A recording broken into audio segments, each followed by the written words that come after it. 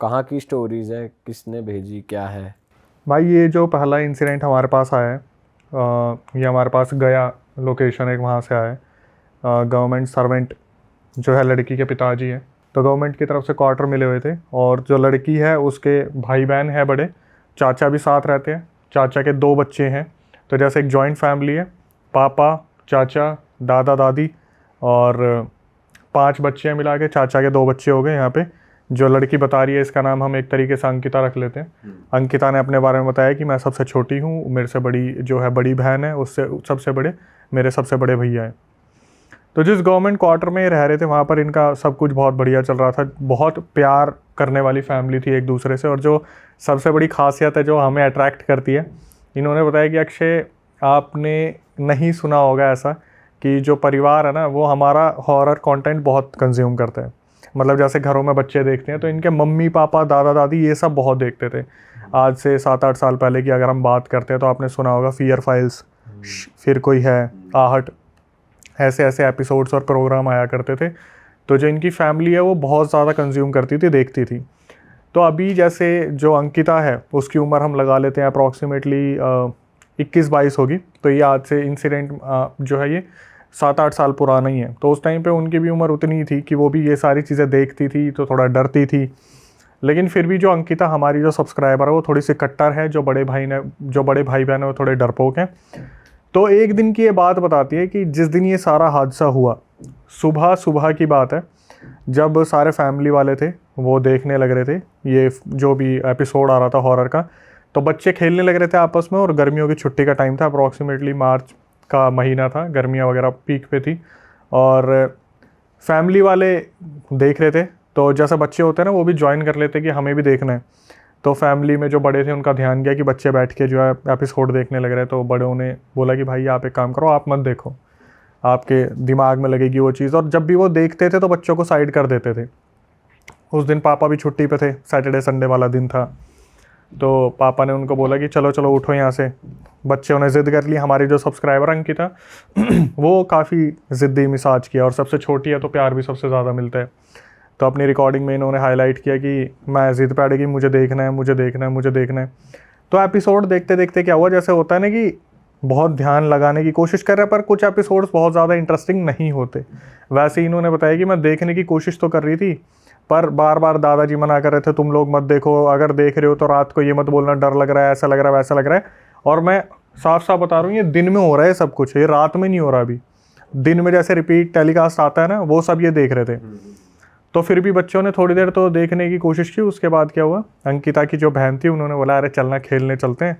फिर भी ध्यान लगाना शुरू करा। तो उस एपिसोड की कुछ झलक इन्होंने बताई कि स्कूल कॉलेज का वो इंसिडेंट था जो उस एपिसोड में आ रहा था। बच्चे भूत बुलाने की कोशिश कर रहे थे और किसी के अंदर भूत आ भी गया था, ऊर्जा वो टाइप चल। यस।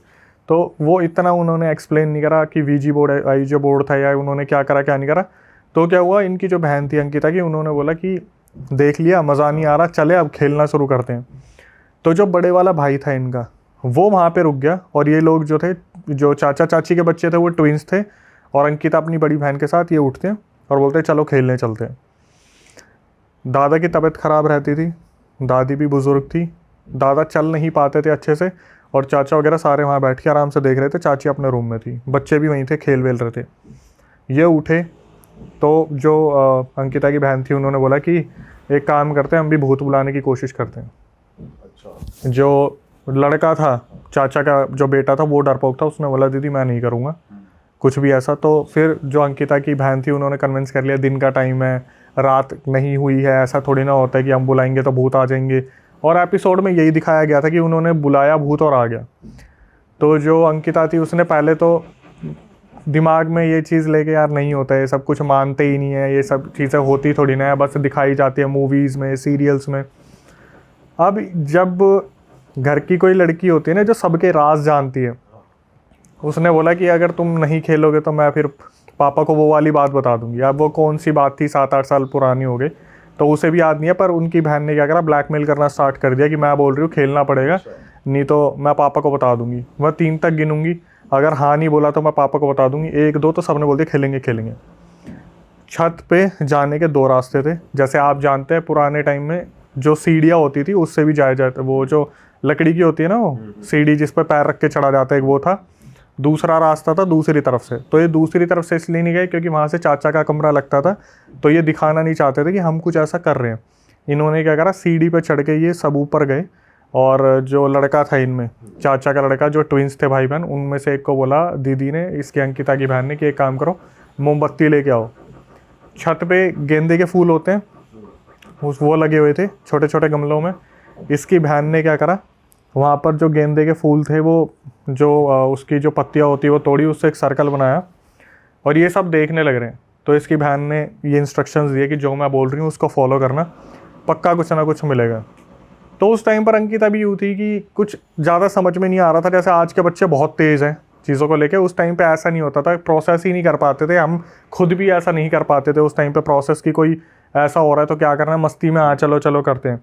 उसने क्या करा, गेंदे के फूल बिछाए और वहाँ पर एक मोमबत्ती रखी बीच में, और अंकिता की बहन बोलती है कि जब मैं बोलूँगी ना, 3 बार बोलूँगी, आजा आजा आजा, तो तुम्हें मेरे साथ साथ बोलना है सर्कल में बैठ के। और उसने करना स्टार्ट करा। तो जो बाकी तीनों थे, जो चाचा का लड़का था, दोनों बहनें थी, जो अंकिता थी और वो कज़न की जो थी वहाँ पर, तीनों वो देखने लग रहे थे कि ठीक है देख रहे हैं। हुआ क्या, जो अंकिता की बड़ी बहन थी वो सर्कल में बैठती है और उन्होंने बोलना शुरू कर दिया, आजा आजा आजा। तो वहाँ पर जैसे उसने आँख खोली, उसने देखा कि भाई तीनों अभी तक वहीं खड़े हैं, सर्कल में नहीं आए, उन्होंने कुछ करा भी नहीं है। तो उसने डांटना शुरू करा कि तुम आ क्यों नहीं रहे हो, तुम कर क्यों नहीं रहे हो। तो क्या वो सामने से वो तीनों आते, वो भी बैठे। अब चारों ने ऐसे उंगली रखी और चारों बोलना शुरू करते, आजा आजा आजा। उस टाइम पे क्या हुआ, अंकिता जो खुद मेंशन कर रही है कि जब हमने आंख बंद करी हुई थी ना, बस एक तरफ से ऐसा लगा जैसे कोई बहुत तेज़ स्पीड से कोई बगल से निकला है, और वहाँ पर जितने भी फूल पत्तियाँ जो गिरी हुई थी वो एक साथ उड़ के इधर गई हैं। हवा जैसे तेज हवा फुल स्पीड में हवा निकली और पत्तियाँ इधर उधर हुई हैं। उस टाइम पे क्या रिएक्शन होता है कि ये जैसे उठते हैं ना एकदम से कि कोई आ गया कोई आ गया कोई आ गया, मैंने बोला था दिक्कत होगी होगी होगी, चलो चलो निकलो यहाँ से, निकलो यहाँ से। तो जब ये भागना शुरू करते हैं तो उस टाइम पे क्या होता है, सबसे पहले जो चाचा चाची के बच्चे थे वो उतरे उस सीढ़ी से। उसके बाद जो अंकिता की बहन थी वो भागना शुरू करती है। तो उस टाइम पे अंकिता की नज़र पड़ती है कि मेरी चप्पलें रह गई हैं। तो एक बच्चे के दिमाग में क्या होता है कि चप्पल उठाऊं, मैं भी भागूं। सब ऐसे ही भागे थे, अंकिता भागी चप्पल उठाने के लिए। तो उसकी बहन ने भागते भागते पीछे मुड़ के देखा और अंकिता के पीछे से कॉलर पकड़ा और घसीटती हुई उसे लेके आई सीढ़ी के पास। पहले खुद उतर गई वो, जो अंकिता की बहन थी, डरे हुए थे बहुत बुरी तरीके से, लेकिन किसी को बताना नहीं चाहते थे। अंकिता के साथ हुआ यहाँ पर पहला झटका। जब वो सीढ़ियों से उतर रही थी तो ऐसा होता ना कि आप पैर रखने की कोशिश कर रहे हो तो नीचे वो जो पैर रखने वाला होता है वो हड़बड़ाहट में मिल नहीं रहा होता। वही हुआ अंकिता के साथ कि ऐसे जैसे चौथी सीढ़ी 5वीं सीढ़ी पर वो मिल नहीं रहा था जो डंडा था। किसी ने अंकिता को आगे से पुश किया, मतलब जैसे उसने सीढ़ी पकड़ी थी, पुश किया पीछे की तरफ। तो वो पीछे जाके इस तरीके से गिरी है, और जैसे होता ना एकदम से दांतों के बीच में जीभ आ गई, वहाँ से कटी और हाथ पे चोट लगी, कमर पे चोट लगी। बच्ची थी, रोना शुरू कर दिया। जो बड़ी बहन थी उसने कंसोल किया कि चुप हो जा, नहीं किसी को बताना नहीं है, किसी को, सबको बोल दिया कि किसी को बताना नहीं है। और इसको पकड़ के जैसे होता ना दर्द में अंकिता रो रही थी चिल्ला के, तो उसके मुंह पे हाथ रखा और कमरे में लेके चले गए। तो जो चाचा का लड़का था वो भागा, वो वहाँ से दवाई लेके आया। इन्होंने कुछ चीनी और ठंडा पानी उसके मुँह में उसे कंज्यूम करवाया तो जिससे दर्द वगैरह रुक जाए। तो हुआ क्या, चोट का असर तो फिर भी कम हो गया, लेकिन मुँह का दर्द जो था वो हो रहा था। अब इतने में पापा मम्मी तक आवाज़ पहुँच गई थी कि कोई तो गिरा है, कुछ तो हुआ है। तो जब भाग के आए तो देखा पापा मम्मी ने कि सब कुछ ठीक है, बच्चे अपने खेलने लग रहे हैं। इन्होंने वहाँ पे उस तरीके से एक्ट कर दिया था। ये होते होते शाम हो गई। जैसे कि आपको बताया था कि पूरा इंसिडेंट दोपहरी और ये अपना दोपहर और सुबह के टाइम पे हुआ था। शाम तक इन्होंने किसी को कुछ नहीं बताया। दोपहर के टाइम पे जो दोपहर हुई थी उसमें जैसे सब देख रहे थे, देखने के बाद सब सो गए, तो बच्चे भी सो गए थे वहाँ पे। अंकिता की आँख खुली, शाम हो चुकी थी। फिर इन्होंने अपना टाइम पास किया, पार्क वगैरह गए। इनके घर के पीछे एक बहुत बड़ी फील्ड थी, जो होता है ना कि गवर्नमेंट क्वार्टर है तो उसके पीछे बच्चों के लिए कुछ एरिया बना दिया जाता है। आज के टाइम पे तो हम हर जगह ही देख रहे हैं। वहाँ पर कुछ झूले लगे हुए थे जिसमें छुट्टियों के टाइम पे ये बाहर जाके सुबह दोपहर में खेला करते थे। ये शाम को वहाँ पर गए, खेले, अपना टाइम पास करा, वापस आए और सोने की तैयारी हो गई थी। तो उस टाइम पर क्या हुआ, जो अंकिता की मम्मी थी उन्होंने बोला कि चलो फटाफट छत पे सोना है। तो चाचा के वहाँ से निकल के छत पे पहुँचो। अब ये छत पे जाए कैसे, इनके दिमाग में डर बैठा हुआ है कि हमने इतना सब कुछ फैला रखा है, अच्छा, जो वो जो फूल के पत्ते थे गेंदे के फूल के और जो मोमबत्तियाँ थी वो भी वहाँ पे नहीं उठा रखी।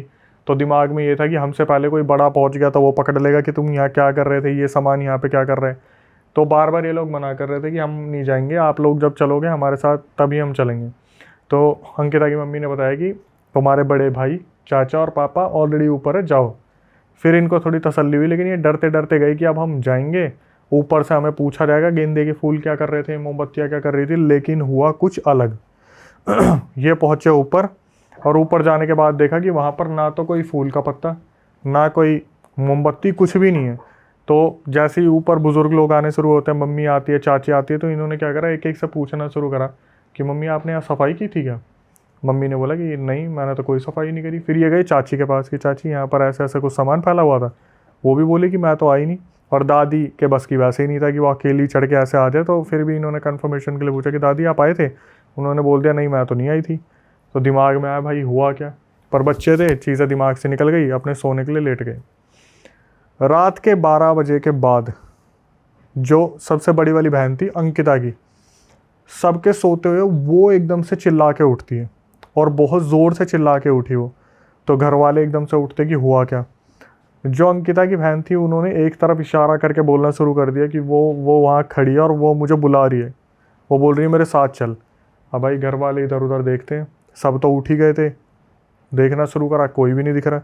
और वो लड़की बिलक बिलक के रोने लग रही है कि यहीं पर खड़ी है, ये मुझे बुला रही है और मुझे बोल रही है मेरे साथ चल। सबका दिमाग घूम गया, सब इधर उधर देख रहे हैं। ऐसे टाइम पे जब आपके पास कोई नॉलेज नहीं होती तो एक ही चीज़ होती है, हनुमान चालीसा। जो अंकिता के पापा थे वो, उन्हें ऐसा लगा कि पता नहीं बच्चे हैं, इन्होंने वो शो देख लिया था जो फियर फाइल्स वगैरह का था, दिमाग में कुछ रह गया होगा, बुरा सपना देख लिया होगा। तो उन्होंने क्या करा, बच्ची को अपने साथ रख के और वही हनुमान चालीसा गानी शुरू कर दी, उन्हें बोलना शुरू कर दिया, बेटा कुछ नहीं है कुछ नहीं है करके वहाँ पर सुला दिया। भाई ये सो गए। मुश्किल से आधे घंटे में सबकी आंख लग गई। सुबह सब उठे 8 बजे, मैक्सिमम 8 बजे उठना तो होता ही है क्योंकि सूरज सर पे आ जाता है। सुबह सब उठे, सब खेलने भी चले गए। जो अंकिता की बड़ी बहन थी वो वहाँ पे सो रही है। घर वाले आए, घर वालों को लगा कि कल डर गई थी रात को इसलिए थोड़ा नींद टूट गई थी, थोड़ी नींद ले रही होगी। उसको उठाने की कोशिश करी, नहीं उठी। मम्मी गई पापा के पास कि एक बार उसे बोल दो, अंकिता की जो बड़ी बहन है, उठ जाए एक बार। नहीं उठी भाई, नहीं उठी, खूब उठाया, नहीं उठी। दादी भी आई, सब आए, सब ने एक साथ उठाने की कोशिश करी, नहीं उठी। सब ने जब हाथ लगा के देखा तो टेम्परेचर बहुत ज़्यादा था, मतलब तप रही थी, बहुत ज़्यादा तप रही थी। तो उसे उठाने की कोशिश कर रहे, ना, कुछ नहीं हो रहा, पानी मार लिया, सब कुछ करके देख लिया, नहीं उठ रही। थर्मामीटर मंगाया, थर्मामीटर से टेम्परेचर चेक करा, 104 डिग्री बुखार हो रखा था। तो घर वाले बहुत ज़्यादा डर गए कि यार उठ नहीं रही है, दिक्कत क्या हो रही है, पता नहीं चल रहा है। तो कैसे न कैसे क्या करा, उसे गोद में लेके नीचे तक लेके आए, जहाँ पर नीचे इनका एरिया था हॉल वाला, उसमें लेटा दिया। अब वहाँ पे बैठ के बातचीत कर रहे कि क्या करना है क्या नहीं करना। अंकिता के जो पापा थे उन्हें ऑफिस जाना था आज, उन्होंने बोला कि मैं जा रहा हूँ। तो इनकी मम्मी ने बोला लड़की उठ नहीं रही है। तो इनके पापा ने बोला थोड़ी देर में उठ जाएगी। भाई पानी भी मार लिया, सब कुछ कर लिया, हाथ पैर भी रगड़ लिए, 104 डिग्री बुखार जा रहा है। फिर इनके पापा को लगा यार कि ऐसा हुआ क्या है, कुछ तो दिक्कत लग रही है। तब इनके पापा को जब मम्मी ने बोला ना कि उठ ही नहीं रही है, तो एक तरीके से जैसे बच्चों का डर होता है यार, कहीं कभी कभार होता है ऐसे कि सोते सोते पता नहीं क्या ऐसा हो गया, दिमाग में आ जाती है 36 चीज़ें। तो इनके पापा ने ऑफिस में फ़ोन करा कि मैं नहीं आ पाऊँगा, मेरी लड़की की तबीयत बहुत ज़्यादा ख़राब हो रही है। फिर देख रहे हैं, उठाने की कोशिश कर रहे हैं, उठ जा उठ जा उठ जा, उठ नहीं रही है। एक इनके डॉक्टर थे, उनको फैमिली डॉक्टर को फ़ोन करा इसके पापा ने कि एक बार आप आओ, बच्ची जो है रात को सोई थी और सुबह उसकी आँख ही नहीं खुल रही, सांस वास तो चल रही है लेकिन पता नहीं उठ नहीं रही है। वो डॉक्टर आए, वो भी देख रहे यार पहली बार मतलब ऐसा कोई सिचुएशन देखी है जहाँ पर टेम्परेचर हाई है लेकिन लड़की की मूवमेंट नहीं हो रही बिल्कुल भी। तो उन्होंने बोला कि मैं इंजेक्शन तो देता हूँ अपनी तरफ से, दवाई वगैरह देता हूँ, लेकिन आप इसे लेके हॉस्पिटल चले जाओ, आपके लिए बेस्ट रहेगा। वो डॉक्टर वहाँ पे दवाई देके अपने चला गया। अब बात आती है हॉस्पिटल ले जाने की। इसके पापा, इसके चाचा, इसकी दादी और मम्मी और चाची सब लड़की को उठाने की कोशिश कर रहे गोद में। ये लड़की किसी से उठ ही नहीं पा रही। पापा पूरी कोशिश कर रहे कि उठ जाए। वजन मैक्सिमम रहा होगा 45 या फिर 35, ऐसे कुछ रहा होगा। पूरी कोशिश कर ली उस लड़की को उठाने की। वो लड़की जहाँ है वहाँ से ऊपर नहीं उठ पा रही, कोई नहीं उठा पा रहा, उठा ही नहीं पा रहा कोई भी। अब यहाँ पापा को समझ में आ गया कि भाई गड़बड़ है कुछ। पक्का पता चल गया यहाँ पे कुछ गड़बड़ है। अब इनके दिमाग में ये आ रहा है कि भाई हम क्या करें, और ये हर उस फैमिली के दिमाग में आते हैं जो ना तो तांत्रिक को जानते, ना मौलवी को जानते, ना पंडित, ना पुरोहित, किसी को भी। उनके दिमाग में होता हनुमान चालीसा चला ले, कोई कुछ बजरंग बाण चला ले, कुछ ऐसा करे। तो इन्होंने क्या करा, हनुमान चालीसा चला ली उस लड़की के ऊपर, उसका भी फ़र्क ना हो। पूरी कोशिश कर ली, वो उठ के नहीं दे रही। उसके बाद क्या हुआ, इसके पापा पास वाले पंडित जी को जानते थे, जो सबसे पास में मंदिर था। इसके पापा ने फ़ोन करा कि पंडित जी ऐसे ऐसे सिचुएशन हो रही है। और पंडित जी ने पूछा भी आपको ऐसा क्यों लग रहा है कि कोई दिक्कत है, मेडिकल सिचुएशन भी तो हो सकती है। इन्होंने बताया कि मैंने, चाचा जो है मेरे भाई, उन्होंने सब ने कोशिश कर ली, हमसे ये ऊपर तक नहीं हो पा रही कि हम गोद में इसे उठा लें। पंडित जी बोलते ठीक है मैं आता हूँ। इतने में क्या हुआ, वो पंडित वहाँ पहुँचे। जैसे उन्होंने इनके घर के बाहर कदम रखा है, ये लड़की उठी और अपने बाप की तरफ देखा, सबकी तरफ देखा, एक वियर्ड तरीके से स्माइल देने लगी और बोली कि नहीं जाऊंगी, कोई मुझे इसके शरीर से नहीं निकाल सकता। और भाई ये बोल के वो अपने ही बेड के नीचे घुस गई। ये जब मैंने यहाँ तक सुना ना कि अपने ही बेड के नीचे घुस गई, तब थोड़ा सा ऐसा लगा कि भाई अब कुछ सही में डरावना होने वाला। और फिर चीज़ें देखो क्या जा रही हो चुकी है वो पूरी तरह। वो भाई अभी जो सही में ऑडियंस थोड़ा सा अगर डरती भी होगी ना, तो यहाँ से थोड़ा सा अपना दिल पकड़ ले, क्योंकि यहाँ सिचुएशन वर्स्ट होने वाली है। ये सीधा बेड के अंदर घुस गई वहाँ से। अब इसके पापा देखने लगे, तो इसके पापा फिर वही बजरंग बाण चलाऊंगा, ये करूँगा, वो करूँगा, हनुमान चालीसा पढ़ाऊंगा, ठीक हो जाएगी। नीचे से बार बार ही देखें, थोड़ा सा क्रीपी स्माइल करे और वापस घुस जाए। इसके पापा बोल रहे बेटा बाहर आ जा। मम्मी ने जब ये चीज़ देखी, रोना शुरू कर दिया।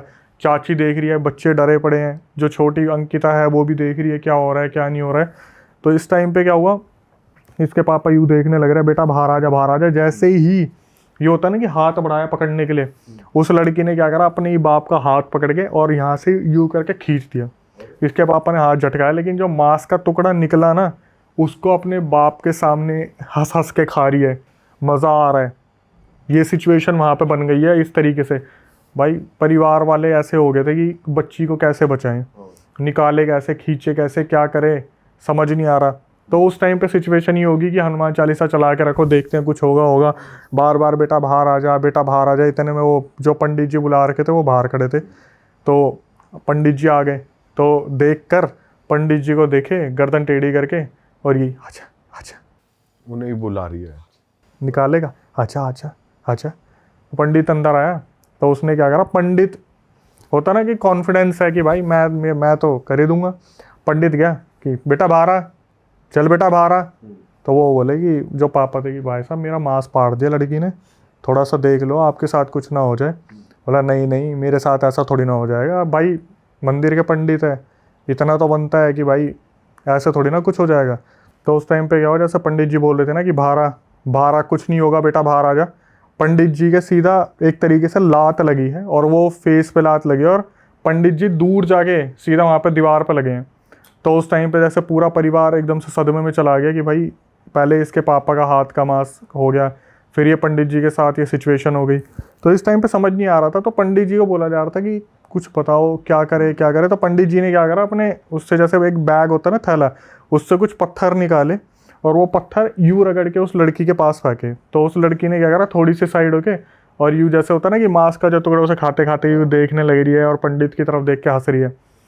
तो जो परिवार वाले थे वो बोले कि पंडित जी क्या करना है, कुछ बताओ। उस पत्थर से भी कुछ नहीं हुआ। वो पत्थर क्या था मैं बता देता हूँ। जब पूछा गया ना, तो बताया कि माता जी के वहाँ पर जो चरणों में जो पत्थर होते हैं ना, जो सजावट के लिए रखे जाते हैं, वो पत्थर थे।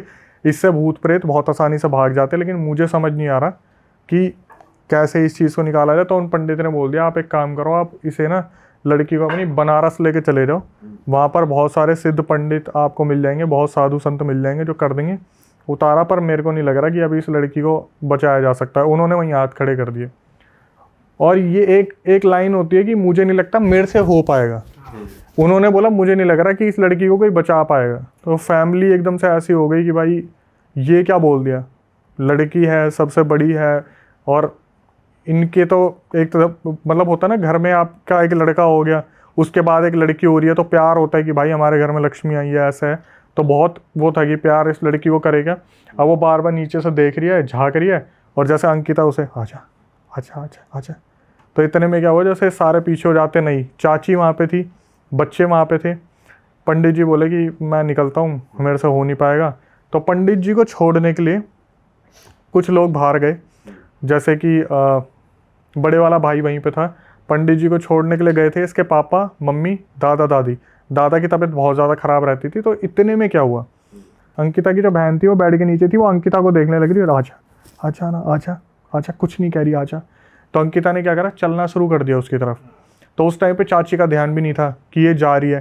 तो जब एकदम से पास जा रही थी ना, फिर अंदर से एक आवाज़ आई, भाग जा यहाँ से, मत आइयो यहाँ पे, मत आइयो। फिर थोड़ी देर में आजा आजा आजा, कुछ नहीं कह रही। फिर 2 कदम अंकिता ने आगे रखे, भाग जा मत आ, यहाँ पे मत आ। जैसे वो चीज़ होती नहीं कि कोई चीज़ अंदर से लड़ने की कोशिश कर रही है। इतने में क्या हुआ, इसके भाई ने भागकर अंकिता को पीछे करा कि नहीं इसके पास मत जा, और खुद वो गिर गया। तो अंकिता की बहन ने क्या करा, अपने ही बड़े भाई को दीवार के लगाया और पूरा उठा दिया। तब एकदम से चाची ने देखा, वो होपलेस हो गई, क्या करूँ। उसने आवाज़ मारनी शुरू करी कि आओ देखो ये क्या हो रहा है, ये क्या हो रहा। तो जो पंडित जी को छोड़ने गए थे वो सारे अंदर आए, तो उन्होंने देखा भाई लगा रखा है। और इन सब चीज़ों में क्या हो रहा था, अंकिता की जो बहन थी ना, वो एक तरफ तो उठा रही थी और एक तरफ दूसरे हाथ से खुद को पुश कर रही थी, ऐसे जैसे उठा रही है और पुश कर रही है कि कोई चीज़ लड़ रही है अंदर से। एक बार छोड़ा, अंकिता का भाई नीचे गिरा, भागने की कोशिश करी, पैर पकड़ा, घसीटा, फिर हवा में। 3 बार ये हुआ है जब उसने पूरा उठा दिया और कोई चीज़ खुद अंकिता की बहन को पुश कर रही पीछे, नहीं। जैसे ही घर वाले आए ना, तो उसने क्या करा, अंकिता की बहन ने अपने आप को थप्पड़ मारने शुरू कर दिए कि मत कर, मेरे परिवार के मत कर, पटापट करके।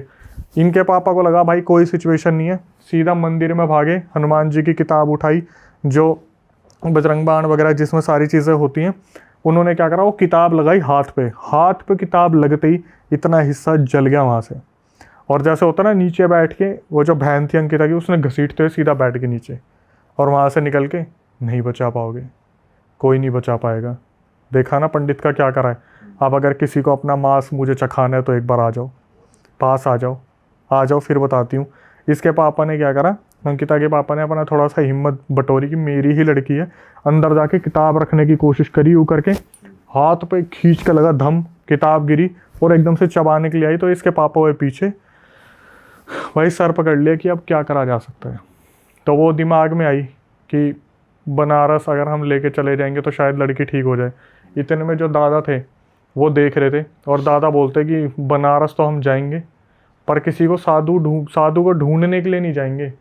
दादाजी जो थे ना, वो 5 भाई थे, और उनके सबसे छोटे जो भाई थे उन्होंने आघोर साधना कर रखी थी।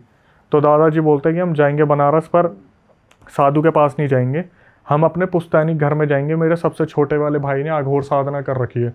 जैसे ही ये चीज़ उसने सुनी, अंकिता की बहन ने नीचे से निकल के, हैं बुड्ढे, वहाँ लेके जाएगा, वो बचा लेगा मुझे, इसके शरीर से निकाल देगा, इसे बचा लेगा, वो तुझे लगता है निकाल लेगा।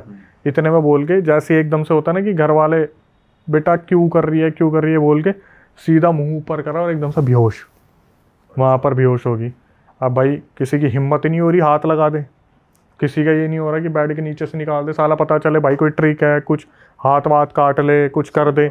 इनके पापा ने क्या करा, वो हनुमान जी की किताब उठाई, पहले तो लगाई, तो अब नहीं हो रही थी, जलन वगैरह चीज़ें नहीं हो रही थी, बाहर निकाला, बाहर निकालने के बाद उसे लेटाया, समझ गए कि नॉर्मल हो गई है। लेकिन करे क्या, पता है कि अभी नॉर्मल हो गई, शाम को फिर ड्रामे होंगे, कल फिर ड्रामे होंगे, और ये चीज़ होते होते वैसे ही शाम हो गई थी।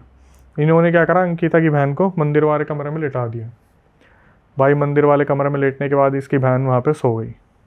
अब सारे रात को बच्चे तो सो गए, सारे जितने भी बुज़ुर्ग हैं, जो मम्मी पापा है, वो सारे बैठ के वेट कर रहे कि भाई क्या होगा, कल लेके जाना है। पूरी रात वो सोई नहीं। सुबह इन्हें पता था मैं जाना तो ट्रेन से ही है, ट्रेन में भी ज़्यादा भीड़ हुई और इसके कुछ हो गया तो दिक्कत हो जाएगी। तो गया में जो ट्रेन आनी थी वो ट्रेन आई, इन्होंने बोगी के अंदर बैठाया। बोगी के अंदर बैठाने के बाद क्या हुआ, अब पूरी नज़र उसी पे है। बस एक इनकी किस्मत अच्छी थी कि उस दिन बहुत ज़्यादा क्राउड नहीं था ट्रेन में, तो ट्रेन चलनी शुरू हुई। उस तब तक तो वो लड़की नॉर्मल थी। जैसे ही इन्होंने गंगा जी को पार करा, उस लड़की के हाथ पैर मुड़ने तुड़ने शुरू हो गए ट्रेन के अंदर ही, कि हाथ पैर मुड़ने शुरू हो गए। तो इसके पापा ने क्या करा, मम्मी को बोला कि पकड़ो इसे, दादा दादी को भी बोला कि थोड़ा सा ध्यान लगाओ। इन्होंने उस लड़की के हाथ पैर बांध दिए, अंकिता के जो बड़ी बहन थी उसके। पहुंच गए भाई वहाँ पर, खूब गुर्राना हुआ, बहुत ज़्यादा चिल्लाना हुआ ट्रेन के अंदर, लेकिन कैसे न कैसे करके पहुँच गए। जब ये अपने पुश्तैनी के वहाँ पर पहुँचे तो पर्सनली इन्होंने एक वहाँ पर हायर किया, जो ऑटो वगैरह था, ऑटो में ले जाकर वहाँ पर फिर भी थोड़ी सी यूँ थी कि बस इधर उधर मुंह चला रही थी, वो ज़्यादा कुछ नहीं कर रही थी। जैसी पुश्तैनी घर में पहुँची, वहाँ पर जैसी कदम रखा, उसके हाव भाव बदल गए पूरे के पूरे। इधर उधर देखे, ले आए तुम, लेके आ गए तुम, बहुत हिम्मत है तुम में, तुम्हें क्या लगता है यहाँ इलाज हो जाएगा, क्या लगता है इलाज हो जाएगा। और ये बोलने के बाद वहाँ बैठ गई, बुला लो जिसे बुलाना है, मैं देखती हूँ, बुला लो जिसे बुलाना है। तो ये समझ में आ गया था एंटिटी तो कोई फीमेल ही है, बुला लो जिसे बुलाना है। तो जो इनके पापा थे अंकिता के, वो भागे सबसे छोटे वाले दादा के पास। छोटे वाले दादा को बताया कि भाई ऐसे ऐसे लड़की की दिक्कत हो गई है। वो आए, उन्होंने सबसे पहले तो किस किस को देखा, देखो ट्विंस बच्चों को, अंकिता को, इधर उधर देखा, फिर एकदम से बोले बच्ची कहाँ है। तो बताया वो अंदर वाले कमरे में बैठी हुई है जिसमें अंधेरा हो रखा पूरा का पूरा।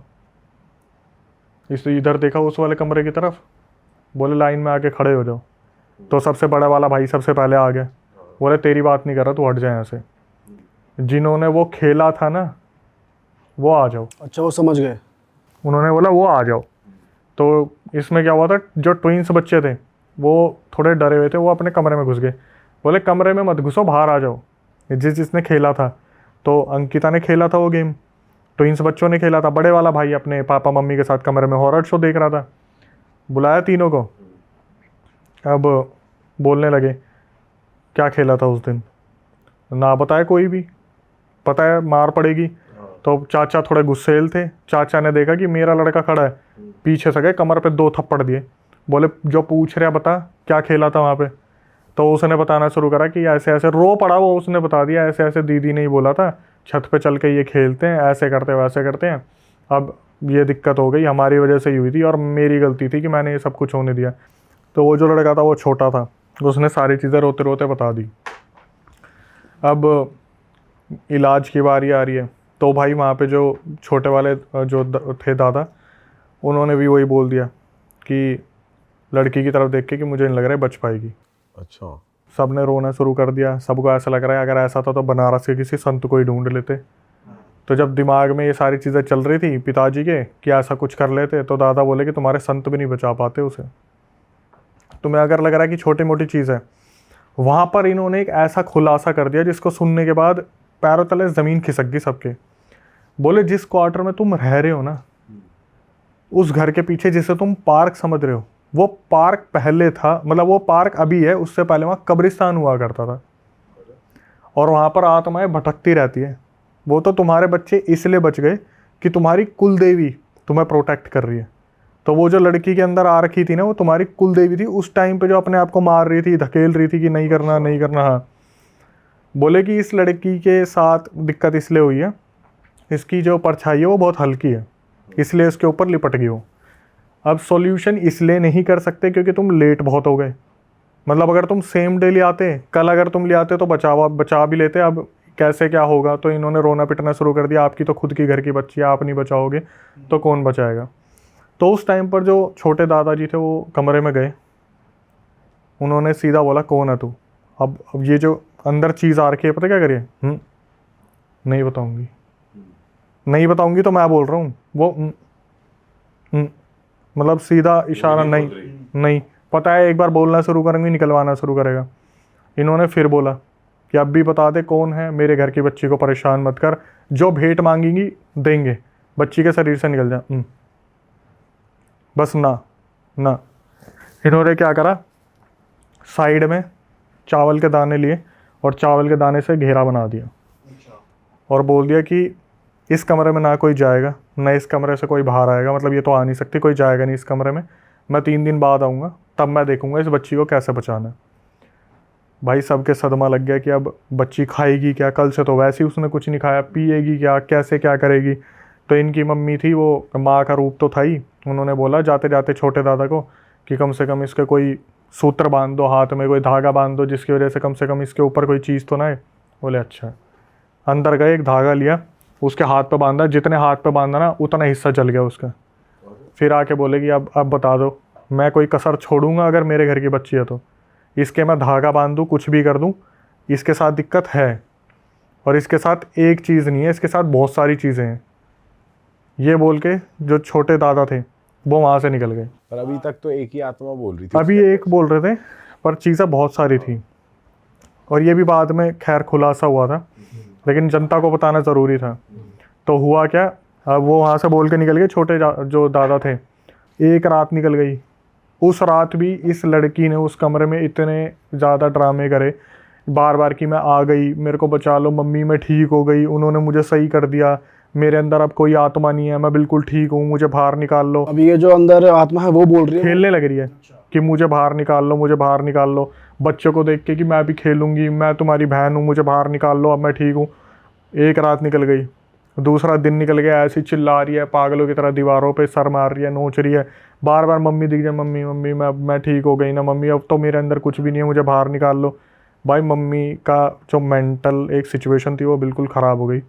इसकी मम्मी ने देखा अपनी बच्ची को ऐसे लगते हुए, सीधा कमरे में गई और कमरे में जाके गाल पे हाथ रखते हैं कि बेटा अब तू ठीक है। इसने क्या करा, अपनी माँ का हाथ पकड़ा और वहीं से दबा दिया बुरी तरीके से, और एक ही चीज़ कि मम्मी मैं ठीक नहीं हुई, मम्मी मुझे साथ लेके चलो बाहर। और इसकी मम्मी बस ममता की नज़रों से देखे जा रही, पीछे से इसके पापा ने वहाँ एंट्री ले ली।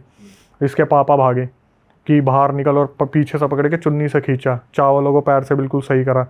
तो वहाँ पर इसकी मम्मी से बोल रहे कि क्या कर रही थी तू, तो इसकी मम्मी ने इसके पापा को ही डांट दिया कि मेरी बेटी ने इतने टाइम बाद मुझे प्यार से माँ कहा था, हाथ पकड़ा था, तुमने उस कमरे से बाहर निकाल दिया। इनके पापा समझ गए भाई बहस करने वाली चीज़ नहीं है अभी। इसकी मम्मी मेंटल कंडीशन उड़ गई कि बेटी है, प्यार मोहब्बत वाली चीज़ है, पकड़ के बाहर ले आए।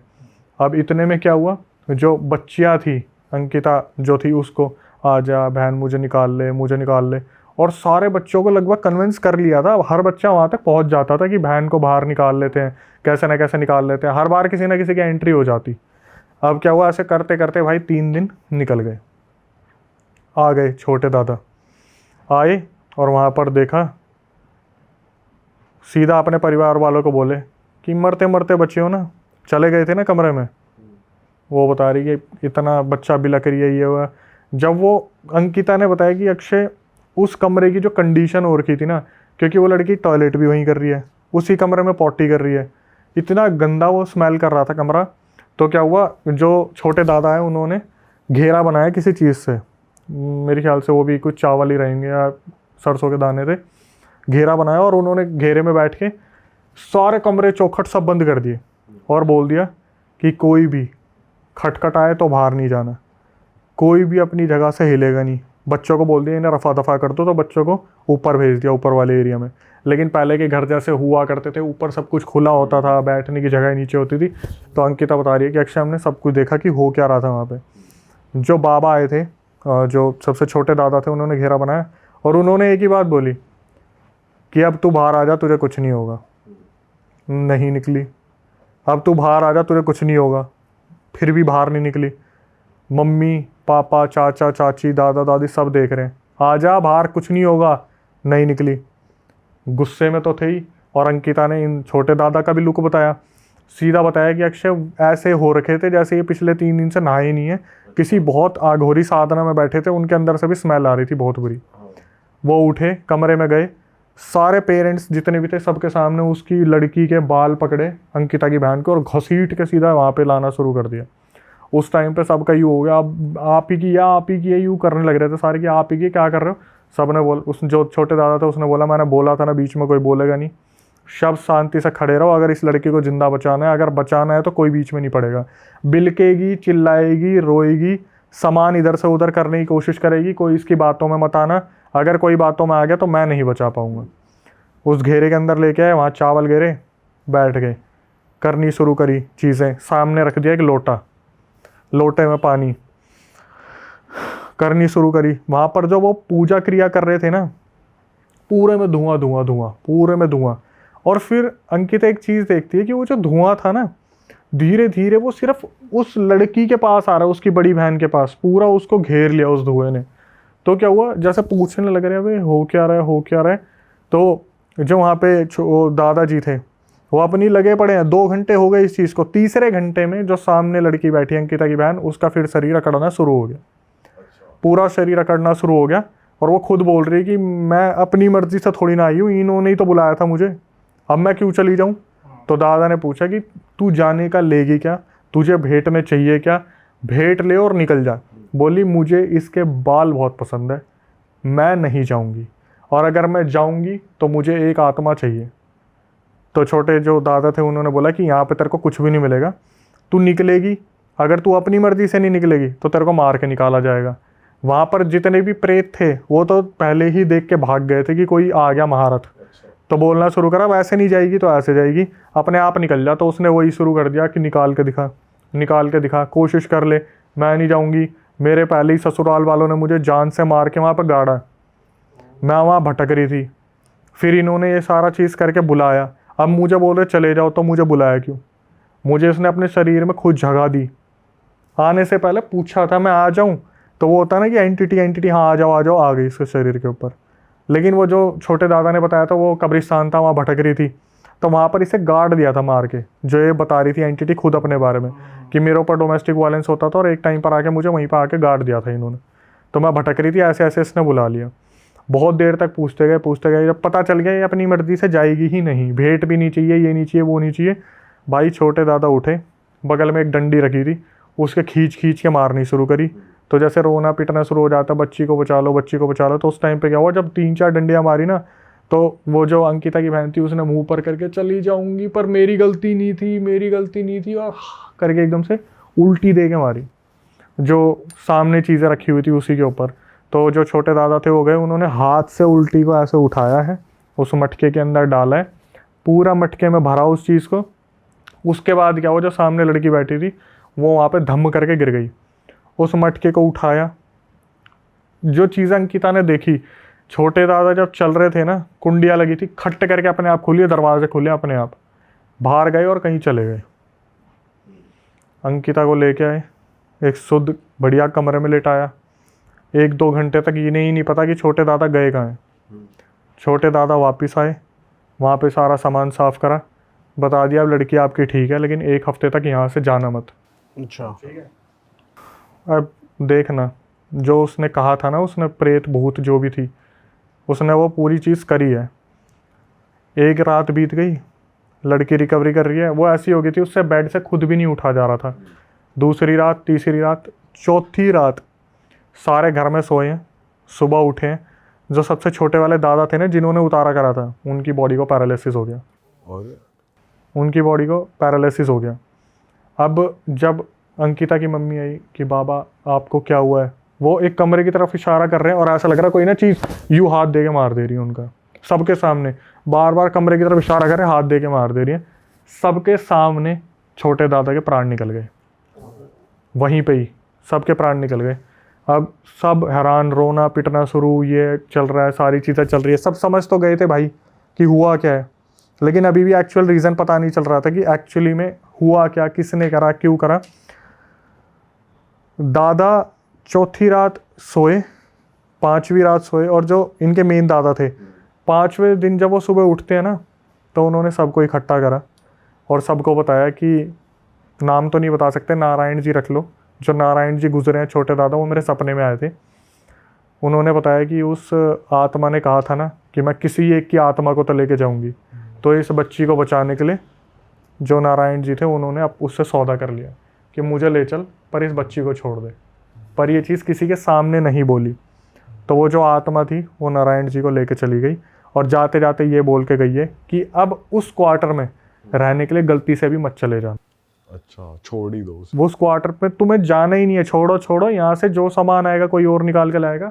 अगर ये बच्ची ने उस क्वार्टर में कदम रख दिया, मेरी बलि की कोई वो नहीं है, इंपॉर्टेंस नहीं है एक तरीके से, क्योंकि उस क्वार्टर में कदम रखते ही ये फिर सारे चिपक जाएंगे उसके। यहाँ से क्या हुआ, इन्होंने क्वार्टर तो छोड़ो, वो जगह ही चेंज कर ली। लेकिन अब फिर इसने बताया कि इनके पापा ने कुछ चीज़ें बताई बाद में। ये क्वार्टर इन्होंने छोड़ दिया, सारा सामान खाली कर दिया। 2 साल हो गए, उस क्वार्टर के आसपास भी ये लोग भटके नहीं।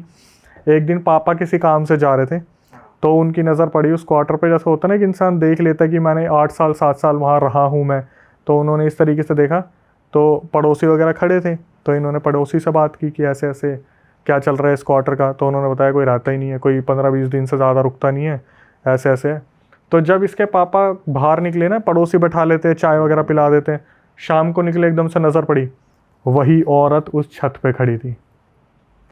वही जो अंकिता की बहन ने बताया था ना उसका नक्शा की आधी जली हुई थी रात को कि मेरे को दिख रही है, वही औरत उस छत पे खड़ी हुई थी। इसके पापा ने देखी ये चीज़, देखकर एकदम से होता ना सदमा लगा, पर मुंह मोड़ा और चल दिए वहाँ से।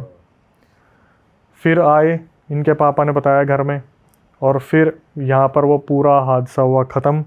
अब अंकिता जो है उनकी बड़ी बहन की शादी हो चुकी है, अच्छा। सारी चीज़ें सॉर्टेड हो गई, लेकिन एक जने की बलि चली गई और सिर्फ एक गेम खेलने के चक्कर में। चलो भाई, मैं तो कह रहा हूँ ऑडियंस को बेसब्री से इंतजार है आपकी, जो आप श्रीलंका में होकर आए हो, वहाँ की क्या आपने देखा, क्या एक्सपीरियंस करा, वो बताओ। हाँ जी, मैं श्रीलंका का ऐसे प्लान कर रहा था। मैं वियतनाम से आया ही था, तो मुझे 4-5 दिन हुए थे।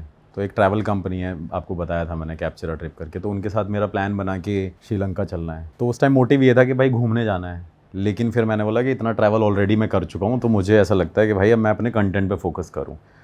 फिर उन्होंने ही, जो नितिन खन्ना भाई है मेरे, उन्होंने ही मेरे को ये बोला कि भाई मैंने ऑलरेडी श्रीलंका में परमिशन ले लिया आपकी शूट के लिए, आप वहाँ पे पैरानॉर्मल इन्वेस्टिगेशन कर सकते हो, और कुछ क्रिएटर भी जा रहे हैं, स्ट्रेंजर भी जा रहे हैं, तो आप उनको ले जाके वहाँ पे एक्सप्लोर कर सकते हो और वो भी एक्सपीरियंस कर लेंगे। तो बेसिकली हमारा वो जो टूर था वो हॉन्टेड एक्सपीरियंस वाला ही था कि हम हॉन्टेड प्लेस को एक्सप्लोर करेंगे। अब यहाँ से हम श्रीलंका निकल गए। श्रीलंका में जैसे कोलंबो पहुँचे, कोलंबो में पहुँचने के बाद मुझे ये नहीं पता था कि जिस जगह पे मैं जा रहा हूँ वो जगह कैसी है, बट मैं अपने डिवाइसेस लेके गया था, सारी चीज़ें लेके गया था। तो जब मैं वहाँ पे गया भाई, जाने के बाद उन्होंने बोला कि भाई अब हम याला जा रहे हैं और एला जा रहे हैं, ऐसी ऐसी जगह थी, तो लोकेशन का नाम नहीं लूँगा। तो जैसे ही मैं वहाँ पहुँचा, उन्होंने बोला कि भाई ये जगह जो है ये हॉन्टेड प्लेस है। मैंने देखा भाई ये 5 स्टार होटल है और इसमें हम कहाँ क्या हॉन्टेड होगा क्या नहीं होगा। तो हमारे साथ में एक एशियन करके बंदा था जो श्रीलंकन था, जो लोकल था हमारे साथ में, और उसने मुझे बताया कि ब्रदर हमने ऑलरेडी ये प्लान किया है कि इस हॉन्टेड प्लेस पे आपको रुकना है रात को, और आप इन स्ट्रेंजर को लेके जाओगे। अगर ये आपके साथ रुकें तो ठीक है, नहीं रुकेंगे तो आपको अकेले जाना पड़ेगा। अब वो होटल हॉन्टेड था। उस होटल की स्टोरी मैं आपको बता देता हूँ, पहले उसके बैक स्टोरी पे आ जाते हैं। बताते हैं भाई कि उस होटल में 2016 में एक 42 इयर्स की लेडी या 42 इयर्स की लेडी को मार दिया था उसके हस्बैंड ने। वो वेकेशन पे आ रखे थे घूमने और वो श्रीलंकन ही थे, तो उसने उसको होटल में मार दिया था। मारने के बाद उसके चाकू वाकू, मतलब ये चीज़ इंटरनेट पे भी बहुत फेमस रही है, और श्रीलंका में एक्चुअली में वो जगह हॉन्टेड होटल्स में काउंट ये होती है। न्यूज़ बनी थी पूरी? हाँ भाई, न्यूज़ बनी है। अच्छा। हाँ, और उसने मुझे इतना बताया, और ये बताने के बाद मैंने उससे पूछा और बैक स्टोरी क्या है। तो बताते हैं कि जो जैसे लोकल के थ्रू, जो लोकल तो ज़्यादा बेटर बता सकता है, तो लोकल ने बताया कि क्या कहते हैं भाई, ये वेकेशन पे आए हुए थे, इनके बीच में ऑलरेडी कुछ ना कुछ लफड़ा चल रहा था और कुछ ना कुछ अफेयर की कोई प्रॉब्लम थी उनके बीच में, मतलब किसी न किसी का कोई अफेयर चल रहा था। तो वो 1-2 दिन वहाँ पे स्टे करते रहे। होटल के स्टाफ ने कई बार उनकी लड़ाइयों की आवाज़ें सुनी, और उनका स्टे 3 दिन का था, लेकिन उनको और एक्सटेंड करवाने के लिए उसकी वाइफ ने बोला। तो उसके हस्बैंड ने क्या कहते हैं, एकदम बोला कि यार अब यहाँ पे स्टे नहीं करना, अब जाना पड़ेगा। तो जो लास्ट डे था, जिस दिन उनको चेकआउट करना था, तो चेकआउट करने से पहले भाई वो सब कुछ उनका, मतलब बैग वैग पैक हुए, सब कुछ सारी चीज़ें बाहर आ गई, और थोड़ी देर बाद वो हस्बैंड निकल गया, और बाद में पता चला कि उस लेडी का उसने मर्डर कर दिया, उसको मार दिया है। तो ये इंटरनेट पे मेंशन है कि भाई चाकू से स्टैब करा था और ऐसी ऐसी चीज़ें रही है। उसके बाद उस बंदे ने अपने आप को होटल से निकलने के बाद खुद अपने किसी रिलेटिव के घर पे फांसी लगा ली थी। ये जो चीज़ आर्टिकल में मेंशन है, बाकी इसकी लॉन्ग स्टोरी बहुत बड़ी है। इसके बाद यहाँ पे ये हुआ कि भाई जो होटल का स्टाफ था, मतलब मैंने पर्सनली होटल के स्टाफ से बात करी। होटल के स्टाफ से बात करने के बाद मुझे पता चला कि एक मेंबर कह रहा है भैया यहाँ पे ऑलमोस्ट 16 से 17 बंदे इस होटल को छोड़ के जा चुके हैं। अब वो दावा क्या करते थे, वो ये कहते थे कि भाई वो वाइट साड़ी में लेडी दिखती है, पहली चीज़। दूसरी चीज़, चीखने चिल्लाने की आवाज़ रूम से आती है, और शायद रूम नंबर 316 या 307 है, ये भी मेंशन है उस पर। उसके बाद उन्होंने ये भी बोला कि यहाँ पे जो गया है, मतलब एक दिन एक गेस्ट आ रखा था, तो स्विमिंग पूल में वो गेस्ट वेस्ट नहा रहे थे, और रात का टाइम था। अब जो लोकेशन है मैं आपको बता देता हूँ, एक होटल है, एंट्री करी, लॉबी है, इससे पीछे पूरा पार्किंग का एक एरिया है। तो जो लॉबी के साथ में ऐसे रूम्स बने हुए हैं, उसके बाद आगे स्विमिंग पूल है। स्विमिंग पूल के आगे उन्होंने एक गार्डन बना रखा है जहाँ पे आप बैठ सकते हो, और उसके साथ में रिवर है, मतलब एक रिवर है जो काफ़ी फेमस है। वो रिवर उससे कनेक्ट हो रखी है, लेकिन उन्होंने वहाँ पे फेंसिंग कर रखी है। बताते हैं कि वहाँ पे क्रोकोडाइल आ जाते हैं, तो इसकी वजह से उसको पूरा कवर कर रखा है। अब ये लोकेशन पे हम जब जैसे ही पहुँचे तो उसने मेरे को एक स्टाफ वाले बंदे को बुलाया और बोला कि भाई आप देख लो कैसे कैसे है। तो उसके स्टाफ वाले बंदे ने बोला कि एक मेरी खुद की फ्रेंड थी जिसने यहाँ पे रात को आके उनको मना किया, जो स्विमिंग पूल पे लोग नहा रहे थे। तो स्विमिंग पूल पे एक बच्ची थी, वो ऑटोमेटिकली उसे स्विमिंग आती थी, लेकिन वो कई मिनट तक अंदर ही दबी रही और उसका दावा ये था कि स्विमिंग पूल में उसको किसी ने पकड़ रखा था, उस बच्ची को, और उसे ऊपर नहीं आने दिया। लेकिन उस बच्ची की जान बच गई थी, उसे कुछ नहीं हुआ। एक ये दावा हुआ। फिर दूसरी चीज़ ये हुई कि होटल का स्टाफ जब भी रात को घूमता था तो उनको कुछ ना कुछ उस रूम से नॉक की आवाज़ आती थी, कोई नॉक कर रहा है, कोई हेल्प मांग रहा है। और कई होटल के स्टाफ के लोगों ने ये भी बोला कि भाई यहाँ पे ना रात को उस रूम से कॉल्स भी आते हैं। ये चीज़ वो लोग बता रहे थे मुझे। तो मैंने ये सब कुछ सुना। अब ये सुनने के बाद जो मेरे साथ लोग थे तो वो भी वहाँ पे थे। तो प्लान ये हुआ था कि भाई रात को हम उस लोकेशन पे विज़िट करेंगे जो स्विमिंग पूल के पास है, क्योंकि लोग वहाँ पे ही दावा करते हैं कि वहाँ पे वाइट साड़ी में एक लेडी भटकती रहती है। अब होटल का स्टाफ क्या करता था भाई, रात को उनकी ड्यूटी रहती थी, लेकिन होटल के स्टाफ ने ऐसे शेड लगा रखे थे कि वो उस तरफ देखें भी ना, क्योंकि उनको डर लगता था। और जो भी होटल का स्टाफ वहाँ पे रुकता था रिसेप्शन पे, वो ऑलमोस्ट 5 से 6 बंदे एक साथ रहते थे, क्योंकि उनको ऐसा लगता था कि भाई कोई आ ना जाए, कोई हमें अटैक ना कर दे, कोई मार ना दे। तो ये सारी चीज़ें चलती रही और कई टाइम तक ऐसा ऐसा होता गया। और इतने टाइम में इनको सिर्फ फील होता था, कुछ दिखा नहीं कभी कि नहीं कुछ भाई, दिखाओ। मैं हाँ यही अभी इसको भी हाँ दिखा भी था। फिर उसके बाद एक लड़की ने ज्वाइन किया जो एशियन के नोन में थी, जो हमारा एक जो लोकल पर्सन था वहाँ पे, भाई था। उसकी फ्रेंड ने कॉल पे हमें बताया, स्पीकर पे फ़ोन था, उसने बताया कि Asian you won't believe I have seen a lady who is walking around the swimming pool, और मैंने अपनी आँखों से उसे देखा है। उसके बाद से उस लड़की को बुखार हुआ था या उसकी तबीयत ख़राब हो गई, उस बंदी ने वो होटल से जॉब छोड़ दी और उसने बोला कि आपने ये बहुत बड़ी गलती करी है, आपको यहाँ पे जाना ही नहीं चाहिए। और जो भी इन्वेस्टिगेटर है उसको क्या पता था कि मैं आ रहा हूँ या क्या है, कि जो भी इन्वेस्टिगेटर आ रखा है भाई उसको मना कर देना, वहाँ पे ना जाए। इससे पहले जब ये सारी बातें मैंने सुनी तो उस लड़की ने एक चीज़ और बताई, और ये रियलिटी है भाई, कि वहाँ पे उस होटल के जो ऑनर ने कई बार वहाँ पे पूजा भी कराई है। मतलब मुझे ये लगता था कि यार हम ही कराते हैं पूजा वूजा, लेकिन उन्होंने बताया कि यहाँ पे काफ़ी सारे ऐसे पूजा हो रखी हैं, अनुष्ठान हो रखे हैं, और इस होटल को ठीक करने के लिए उन्होंने बहुत सारी चीज़ें करी हैं। लेकिन उनकी काफ़ी बड़ी चेन है होटल्स की, और उस पूरे एरिए में वो होटल काफ़ी ज़्यादा फेमस है। और वहाँ पे मैंने कोई गेस्ट भी नहीं देखा भाई, एक भी गेस्ट मैंने नहीं देखा। सिर्फ हम ही 7, 8, 10 लोग जो थे स्ट्रेंजर थे, सिर्फ हम ही वहाँ पे स्टे कर रहे थे। और होटल का स्टाफ वो पूरी जगह छोड़ के यहाँ पे आ जाता है। फिर भाई नेक्स्ट डे हम वहाँ पे रात को स्टे करते हैं। स्टे करने के बाद नेक्स्ट डे मॉर्निंग में मेरा सबसे डिस्कशन होता है कि भाई कौन कौन है मेरे साथ में उस जगह पे विज़िट करेगा। तो उसमें काफ़ी सारी लड़कियाँ भी थी, काफ़ी सारी फ्रेंड्स भी थी। तो नितिन भाई ने बोला कि भाई आप एक काम करो, इनसे पूछ लो, जो जाएगा वो जाए, आप किसी को फोर्स मत करना। तो उन्होंने मेरे को ये बोला कि भाई अगर आप लेके जा रहे हो तो क्या आप रिस्पॉन्सिबल हो इनके, अगर इनको कुछ होता है। तो मैंने कहा हाँ, उसकी श्योरिटी मैं लेता हूँ कि अगर इनको कोई प्रॉब्लम होगी तो मैं देख लूँगा। बड़ी मुश्किल से भाई मैंने उनको प्रिपेयर किया, उनके माइंडसेट बिल्कुल चेंज हो गया ये सारी स्टोरी सुनने के बाद। रात के 11 बज गए, 11 बजे तक सारे एग्री हो गए कि हम रात को इन्वेस्टिगेशन के लिए यहाँ पे जाएंगे। 11 बजे के बाद ही भाई 11:30 बजे मैं रूम से बाहर आया, रिसेप्शन पे देखा कोई भी नहीं खड़ा था। हर किसी ने मेरे को मना कर दिया, भाई मैं नहीं जाऊँगा। 12:30 बज गए, 1 बज गए, और मेरे अंदर ये चुल थी कि भाई मुझे तो यहाँ पे करना है, क्योंकि मैं तो आया ही इसलिए हूँ। आप अपने गैजेट्स वगैरह भी ले गए हाँ थे भाई, वहाँ मैं पे? सारे गैजेट्स लेके गया था। तो तब तक यूज़ नहीं कर रहे थे आप? नहीं, तब तक कुछ यूज़ नहीं किया था, क्योंकि मुझे ऐसा था ना कि मैं अकेले कैसे वहाँ पे कन्वर्सेशन करूँगा।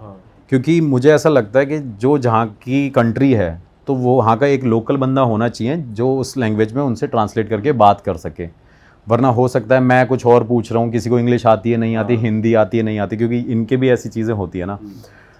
तो ये सब कुछ डिस्कस करने के बाद भाई मैंने उनको बोला कि भाई अब कोई आ नहीं रहा, मैं चले जाता हूँ। 1:30 बजे उसी लोकल पर्सन का मेरे पे फ़ोन आया। वो मेरे से कहता है, कह रहा है सागर ब्रो, वैसे तो सारी स्टोरी ठीक है, एक्चुअली में दिस प्लेस इज़ हॉन्टेड, लेकिन मैं इन चीज़ को बिलीव नहीं करता। और वो नॉन बिलीवर बंदा था, जो लोकल हमारे साथ बंदा था। तो मैंने बोला भाई तू बिलीव नहीं करता, तू एक काम कर, मेरे पास आ जा, हम चल रहे हैं। तो फिर वो पहले मना करने लग गया कि नहीं मैं नहीं जाऊँगा, क्योंकि प्रॉपर्टी में कुछ ऐसी प्रॉब्लम ना हो जाए, कोई हमें रोक ना ले। तो मैंने कहा यार तू तो लोकल पर्सन है, तूने परमिशन ऑलरेडी ले रखी है, कह रहा वैसे मैं बिलीव नहीं करता, लेकिन ये है कि मेरा मन नहीं है अब जाने का। लेकिन उसी टाइम पे क्या हुआ, उसमें एक लड़की थी माही नाम की, जिसने मुझे ये बोला कि सागर लेट्स गो, और मैं उसको एक्सप्लोर करना चाहूँगी, मैं ये एक्सपीरियंस करना चाहती हूँ। उसने ऐशन को कन्विंस किया। भाई रात को 2 बजे हम उस लोकेशन पे जाके खड़े हो गए, मतलब लोकेशन काफ़ी आगे थी। आप 3 लोग आ गए? हाँ 3 लोग थे। तो हम स्विमिंग पूल पे खड़े हुए थे। जब तक हमने इन्वेस्टिगेशन नहीं करी थी ना भाई, बड़ी तेज़ से हवा चलने लग गई, बहुत तेज़, मतलब ये नॉर्मल नहीं था। तो मुझे लगा यार कि अब कुछ है, मतलब एक अब अंदर से मुझे वाइब आ जाती है कि हाँ यहाँ पे कुछ नेगेटिविटी है, तो मुझे ये फील हो गया। तो जो साथ में लड़की माही थी उसने भी बोला कि अरे सागर देयर इज़ समथिंग फिशी, और मैं भी ये सेंस कर रही हूँ। लेकिन ऐशन था, वो नॉन बिलीवर था, तो भाई उसने बोला कि भाई ब्रदर कुछ नहीं है, अगर आपको करना है तो चल लेते हैं। तो भाई हम जैसे ही उस लोकेशन पे गए, ऐसे जंप करके उसके पास पहुँचे, रिवर और उस एरिया के पास जहाँ पे सबसे ज़्यादा लोग चैलेंज करते हैं कि वहाँ पे वो स्पिरिट भटकती रहती है।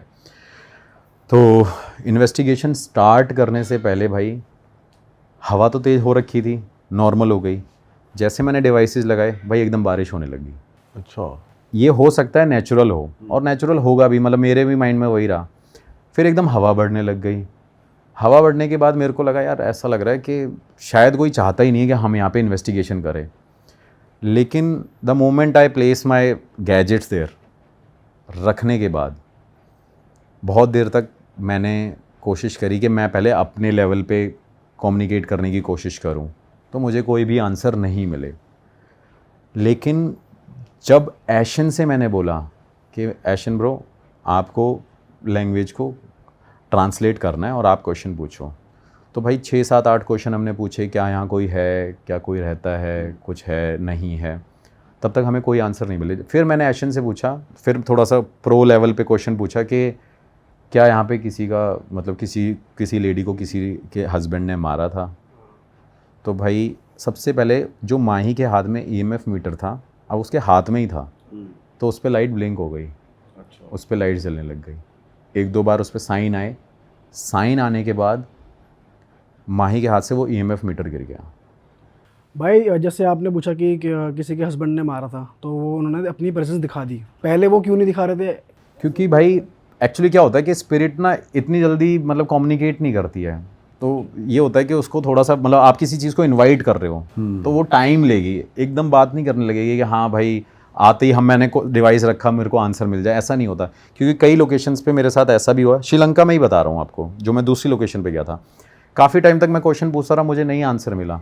जब मैं वहाँ से निकल रहा था तभी एक बूढ़े से इंसान ने खांसने की आवाज़ करी, और वो मेरे वीडियो में भी है, और उस बीच पे कोई भी नहीं था। तो उसने बस ये प्रेजेंस फील करा दी कि भाई मैं यहाँ पे हूँ, आपसे बात नहीं करनी, आप यहाँ से निकल जाओ। तो ये एक साइन था हमारे लिए। तो वापस उसी स्टोरी पे आते हैं। तो EMF पे वो साइन मिला क्योंकि आपने उसको छेड़ दिया ना, मतलब वहाँ पे वो उसके इमोशन को हर्ट कर दिया ना, तो वो सब फ्लैशबैक आ गया उसके माइंड में। हाँ किसी ने मेरे से ये सवाल पूछा है। तो जब मैंने ये सवाल पूछा कि आपके हस्बैंड ने आपको यहाँ पे मारा था, आप यहाँ पे क्यों भटकते हो, भाई EMF मीटर उस लड़की के हाथ से गिरा। गिरते ही भाई वहाँ पे और तेज़ हवा चलने लग गई, और उस लड़की को ऐसा लगा किसी ने उसको ऐसे टच किया है, और उसने हाथ को ऐसे पीछे करा, और वो कह रही कि सागर नहीं नहीं नहीं नहीं यहाँ से चलो। वो डरने लग गई। ऐशन जो नॉन बिलीवर था उसको लगा कि शायद EMF मीटर झूठा होगा, मतलब हो सकता है भाई ऐसे भी जल सकती है लाइट। तो मैंने कहा भाई you can do one thing, आप इसको हाथ में रख लो अगर आपको लगता है तो। कहता ठीक है, ये डिवाइसेस कैसे वर्क करते हैं। तो उसमें एक मोशन सेंसर था, EMF था, एक लेज़र ग्रिड थी, टेम्परेचर बताता है वो भी था, और मैंने शायद लास्ट पॉडकास्ट में बताया था कि एक लेज़र ग्रिड होती है उस डिवाइस के आगे। जैसे सपोज़ ये डिवाइस है, इस डिवाइस के आगे कोई भी स्पिरिट होगी, ऐसा नहीं है किसी इंसेक्ट से होगा, अगर कोई भी स्पिरिट होगी या किसी की मूवमेंट होगी तो उस डिवाइस में एक स्पॉट बन जाएगा, एक ग्राफ बनता है। तो उस ग्राफ में जहाँ जहाँ मूवमेंट होगी तो वो ग्राफ वैसे वैसे मूव करेगा। जैसे आप यहाँ खड़े हो तो वो यहीं पे स्पॉट बना के रखेगा, आपने हल्की सी मूवमेंट करी तो यहाँ स्पॉट बना के रखेगा।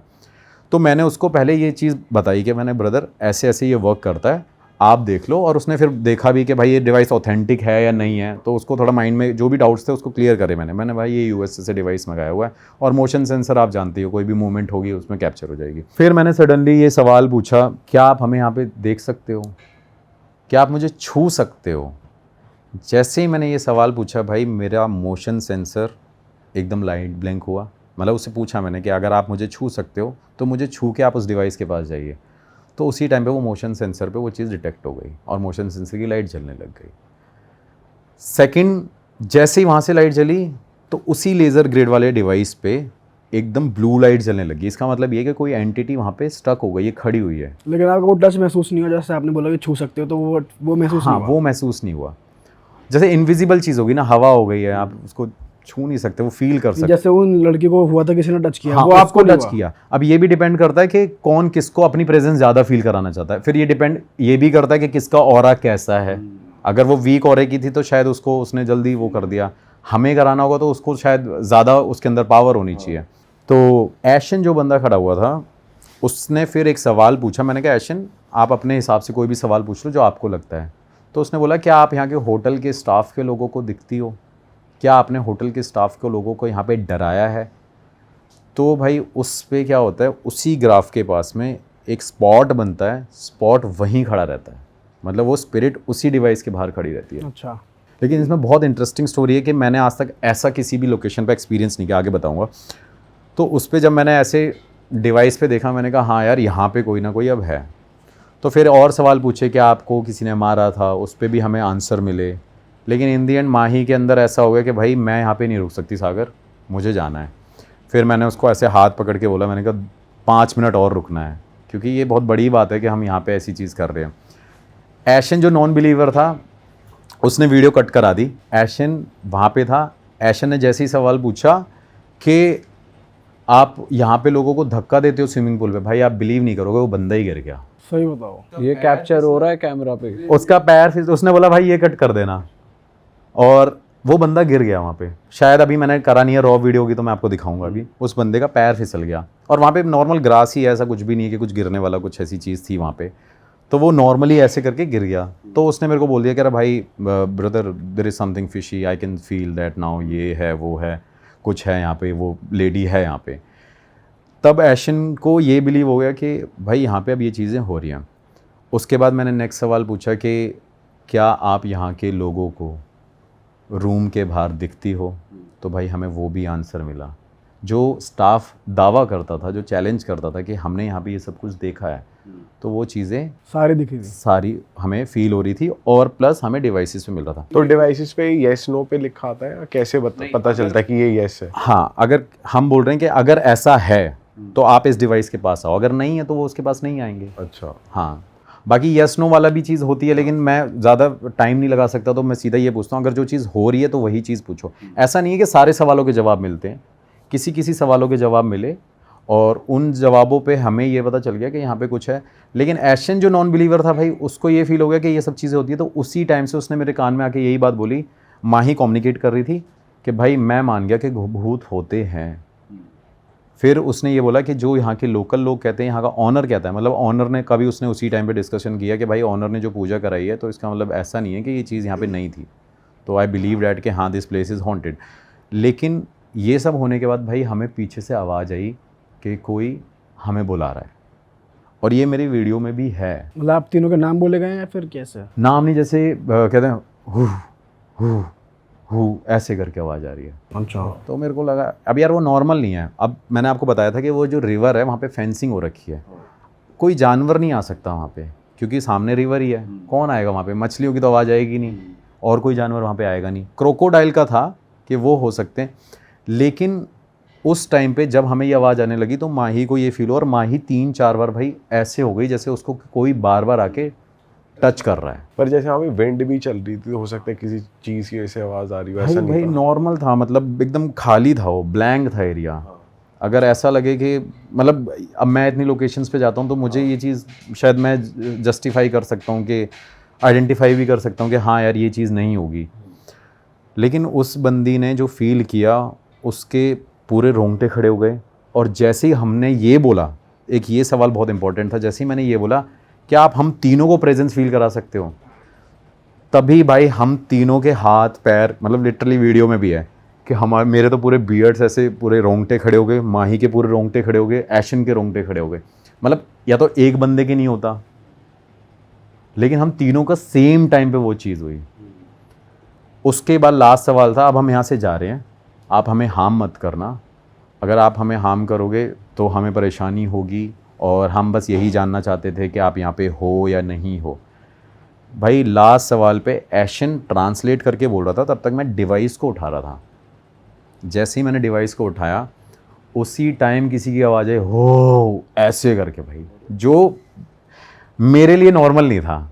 मतलब मैं एज अ पैरानॉर्मल इन्वेस्टिगेटर बहुत सारी लोकेशन पे गया हूँ और मैं इन चीज़ों को मतलब मानता भी नहीं हूँ कि ऐसे कोई जल्दी कर देगा, लेकिन जो मूवीज़ में होता है या जो ऐसी लोकेशंस पे होता है, आज तक मैंने भी ये फील नहीं किया। आवाज़ आती है, आवाज़ या तो नॉक की आ सकती है या डोर खुलता भी है। मतलब ऐसा भी मेरे साथ हुआ है कि एक वीडियो में डोर भी खुला, वीडियो के अंदर है वो, और वहाँ पे कोई भी नहीं खड़ा, लेकिन वो जो नॉइस आई थी, जो साउंड आई थी भाई, वो बहुत डरावनी थी। और उसी को उठाते टाइम ही भाई हम तीनों भाग गए वापस।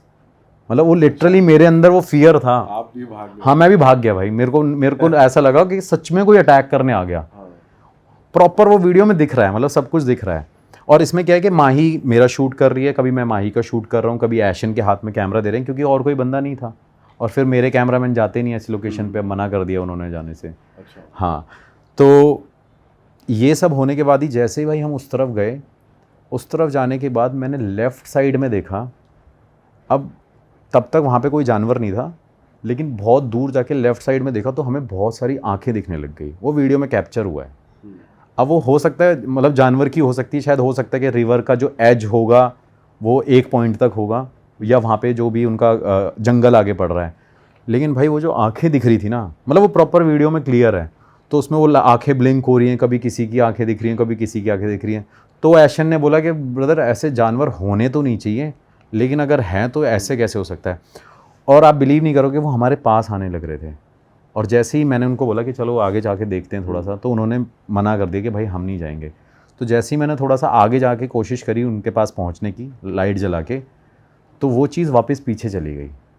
ओह, अब वो जानवर था क्या था वो मुझे नहीं पता। आंखें तो ऐसी थी जैसे कोई बकरी कह लो, भेड़िया कह लो, कुछ भी कह लो। मतलब पीली पीली आंखें दिख रही हैं, ब्लिंक हो रही हैं, 4-5 आंखें अलग अलग दिख रही थी। पैंथर भी हो सकता है, कोई बड़ी बात नहीं है। अब द मोमेंट हम वहाँ से निकल ही रहे थे, लेकिन मेरे डिवाइसेस वहाँ रह गए थे, क्योंकि मैं एक ही डिवाइस उठा पाया था। जैसे ही फिर वो मैंने डिवाइस उठाया भाई, उस टाइम पे फिर से किसी ने वही नॉइस हमें सुनाई। और उस टाइम पे हम रिकॉर्ड नहीं करते क्योंकि गैजेट्स उठाने ही जाना था। सेम वही नॉइस हमें तब दोबारा आई। और ऐसा तभी हो सकता है कि कोई हमें अपनी पूरी प्रेजेंस फील करा रहा है कि भाई मैं यहाँ पे हूँ और अब आप यहाँ से चले जाओ। उसी टाइम पे होटल का स्टाफ का बंदा था, वो वापस वहीं से दूर से उसने देख लिया कि कुछ ना कुछ पैरानॉर्मल एक्टिविटी ये कर रहे हैं, अब लाइट जला के कुछ ना कुछ शूट कर रहे हैं। तो वो सीधा आया, आते ही उसने ये बोला, कह रहा ब्रदर, मतलब उसको श्रीलंकन लैंग्वेज में, कि इनको बोलो ये मर जाएंगे यहाँ पे। कह रहे यहाँ पे एक इंसिडेंट नहीं हो रखे। उस बंदे ने फिर बताया, कह रहा यहाँ पे जो गया वो बेहोश हुआ है। पहले नहीं बताया उसने? हाँ, पहले नहीं बताया क्योंकि वो नाइट ड्यूटी वाला स्टाफ था ना। कह रहा ब्रदर इसके पास तो अलाउड ही नहीं है जाना। कह रहा रात को तो यहाँ जाता ही नहीं है कोई, और दिन में भी कोई नहीं जाता। दिन में जाएंगे तो 3-4 लोग माली वाली जो भी वहाँ पे काम करते हैं वो जाते हैं। तो उसने बोला कि यहाँ पे बहुत सारे जो गेस्ट हैं वो यहाँ पे बेहोश हो चुके हैं। उन्होंने भी दावा किया कि यहाँ पे कुछ ना कुछ दिखता है। अब एशन जो नॉन बिलीवर था वो बिलीव करने लग गया कि भाई ये चीज़ें होती हैं। फिर हम वहाँ से निकल रहे थे भाई। जैसे ही हम निकले, अब सब कुछ नेचुरल हो सकता था, लेकिन जैसे ही हम रूम के बाहर पहुँचे भाई, तीनों के सर में इतनी तेज़ दर्द होने लग गया। और जो एशन था, एशन वीडियो में भी दिख रहा है, पहले नॉर्मल था, ना ही वो ड्रिंक करके आया था, ना ही उसने कुछ ड्रिंक करी थी। एशन की आंखें भाई पूरी रेड, जो श्रीलंकन वाला बंदा था हमारे साथ में बैठा हुआ सोफे पे लॉबी के बाहर, उसकी आंखें देखी एकदम लाल हो रखी थी। तो मैंने उसको, एशन को बोला, मैंने कहा ब्रदर तू डर वर मत, कोई दिक्कत नहीं है, ऐसे ऐसे करके। फिर मैंने उसका हाथ पकड़ के, जो गुरुजी ने मंत्र बता रखे तो मैंने पढ़ा, मतलब फॉर अ सेफर साइड। तो वो सब कुछ पढ़ा, और पढ़ने के बाद एशन ने क्या किया कि भाई मैं रात को रूम में सोऊंगा नहीं, आप अब एक काम करो मेरे साथ रूम में चलो। मैंने कहा नहीं भाई, अलग अलग सोते हैं ये वो। लेकिन रात को जब हम सोने लगे, एशन मेरे रात को रूम में ही आ गया, कह रहा भाई मैं नहीं सो सकता, मुझे ऐसा लग रहा है कि मुझे लिटरली कोई देख रहा है। उसने सोया नहीं क्या अकेला? भाई वो सोया नहीं, पूरी रात नहीं सोया, वो मेरे रूम में भी आके नहीं सोया है। अच्छा। क्योंकि नेक्स्ट डे मॉर्निंग हमें आगे की तरफ जाना था। तो जब हम आगे सुबह सुबह हमें 9-10 बजे तक निकलना था, तो वो मॉर्निंग में बंदा यही कह रहा था कि सागर ब्रो मैं तो पूरी रात ही नहीं सोया। मैंने उसको बोला, मैंने कहा भाई कुछ ना कुछ है। फिर माही ने मुझे अपना एक्सपीरियंस बताया। अब माही का एक्सपीरियंस ऐसा था कि कर्टन्स थे, बहुत बड़ी विंडो थी, हमारी विंडो से वो पूरा एरिया दिखता था स्विमिंग पूल का। तो माही का एक्सपीरियंस ये था कि मुझे ऐसा लग रहा है कि कर्टन बार बार ऐसे हो रहा है, ऐसे हो रहा है, तो मैंने कहा हो सकता है फ़ैन चल रहा होगा। तो कह रही सागर फ़ैन ही तो नहीं चल रहा था, कह रही सिर्फ AC चल रहा था, और AC उसके इधर था और वो जो विंडो थी वो बिल्कुल लास्ट में थी। और वहाँ पे ऑलमोस्ट वो रूम इतना बड़ा था कि आप 20 स्टेप चल सकते हो उस रूम में, इतनी बड़ी वो प्रॉपर्टी थी, उसका रूम भी इतना बड़ा था। तो वो भी पूरी रात नहीं सोई। फिर उसने मेरे को रात को फ़ोन करके थे, मैं तो मस्त जाके सो गया, मुझे पता नहीं। सुबह सुबह माही के 20 फ़ोन आ रखे, ऐशन को पता नहीं, मैं तो साइलेंट करके सो गया था, क्योंकि हमें ऑलमोस्ट 3:30 बज गए थे वहाँ पे, 3:30। फिर आधा घंटा हम लॉबी तक बैठे रहे 4 बजे तक। उसके बाद वो मेरे रूम में आया। ये बताने के बाद जब हम मॉर्निंग में निकले तो स्टाफ के लोगों ने यही बात हमें बोली कि आपने जो भी किया हमें नहीं पता क्या किया है, आप ये देख लेना कि आपके साथ कुछ ऐसा ना घट जाए, हो सकता है आपका एक्सीडेंट ना हो जाए। क्योंकि फिर एक नए लोग मिल रहे हैं, नई नई बातें बता रहे हैं कि आगे कोई बंदा यहाँ से निकला था, वो भी यहाँ पे ऐसा था, उसका एक्सीडेंट हो गया था। तो मैंने कहा हमें कोई प्रॉब्लम नहीं है, हम निकलते हैं यहाँ से। फिर हम नेक्स्ट लोकेशन पे गए। तो ये भाई मेरे साथ जो एक्सपीरियंस हुआ श्रीलंका में, ये एक हॉन्टेड प्लेस, लेकिन ये एक्चुअली भाई हॉन्टेड है। ये आप आर्टिकल भी देखोगे तो वहाँ पे लोगों ने कमेंट्स भी कर रखे हैं, जिन लोगों ने विज़िट किया है उन्होंने भी ये दावा किया हुआ है, और होटल का स्टाफ भी करता है, और उन्होंने 3-4 बार पूजा भी करा ली, लेकिन वहाँ पे कुछ ऐसा हुआ नहीं। और जैसे आपको आंखें वगैरह तो आपको दिखी थी कि जैसे जब आप भाग रहे हो, तो और लोगों को भी दिखी वहाँ आंखें या ऐसा कुछ दिखा? सब देख रहे थे। मतलब मेरे हिसाब से वो जानवर था, लेकिन ऐशन ये चैलेंज कर रहा था, कह रहा ब्रो जानवर हो नहीं सकते क्योंकि आगे रिवर है। अब क्रोकोडाइल होगा तो वो तो नीचे रहेगा, हमें इतनी हाइट पे आंखें बार बार ब्लिंक होती हुई दिख रही थी। अच्छा, मूव हो रही है? हाँ, मूव हो रही है। तो मैंने कहा भाई मेरे हिसाब से तो ये एनिमल हो सकता है। बाकी वो कह रहा कि ब्रदर अगर कोई नदी से पानी पीने जानवर आया हो कोई ऐसे। लेकिन भाई सबसे बड़ी बात ये है कि जो वो शोर की, जो रोर की आवाज़ आई है, मतलब वो किसी वैसे जानवर की आवाज़ नहीं है, लिटरली जैसे हम ही बोलते हैं हो, डरा देते हैं हम जैसे नॉर्मली। तो वही नॉइस हमें 2 बार आई। जैसे ही मैंने वो डिवाइस उठाया और एकदम आने के बाद जैसे ही हम बिल्कुल स्विमिंग पूल के पास आए, उस एज के पास है, तो सामने देखा तो वॉइस दिख रही थी। तो कहा जाए तो वो नेचुरल भी हो सकता है, लेकिन नॉर्मल नहीं है वो। मतलब ऐसे इंसिडेंट। लेकिन ये पता चल गया कि हाँ भाई वहाँ पे कोई था। और ये मेरा भी एक्सपीरियंस बहुत बड़ा था कि किसी की आवाज़ मैं सुन रहा हूँ जो मेरे कान पे आके कोई चिल्ला रहा है। फिर उसके बाद जैसे ही वो इधर उधर गए, उस जाने से पहले मैं वहाँ पे देख के भी आया था कि यार यहाँ पे कोई जानवर हो सकता है, नहीं हो सकता। लेकिन भाई वहाँ पे पूरे में फेंसिंग थी और आगे रिवर ही थी। सिर्फ वहाँ पे ये मेंशन था कि भाई ऐसा कुछ भी नहीं कि जैसे CCTV कैमरा लगा रखा हो और देख के पता लगे? भाई उन्होंने तो बंद कर रखा है सब कुछ, उन्होंने अपने खुद के उसमें भी बंद कर रखा है।